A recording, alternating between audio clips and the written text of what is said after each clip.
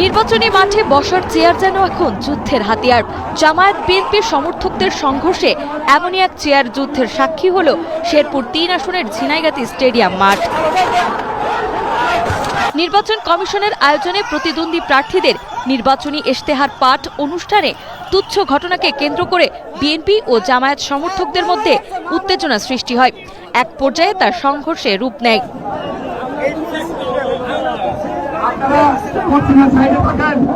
এ সময় দুই পক্ষের ধাওয়া, পাল্টা ধাওয়া ও ইট পাটকেল নিক্ষেপে অন্তত অর্ধ শতাধিক নেতাকর্মী আহত হন।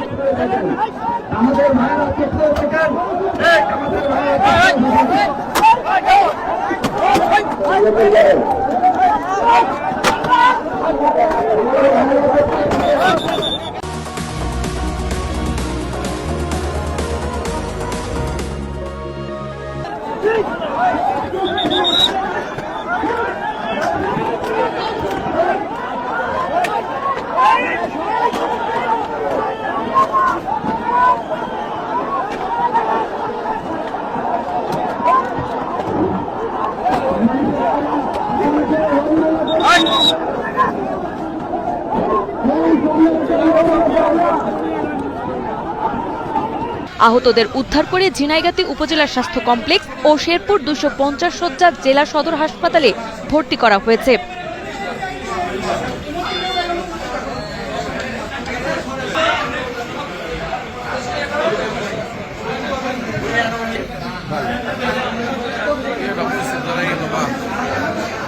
শেষ খবর পাওয়া পর্যন্ত ঝিনাইগাতিতে থমথমে পরিস্থিতি বিরাজ করছে।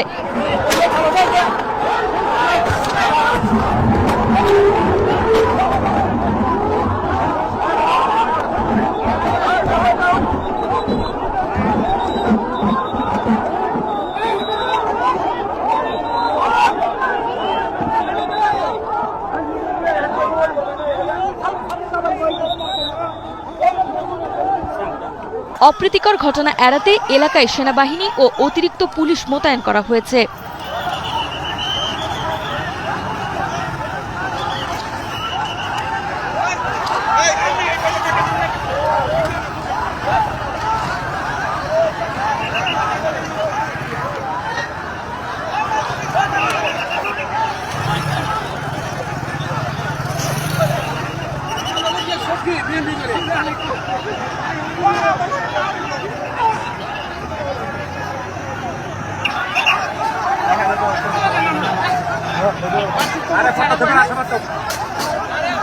পানি নাই, পানি নাই।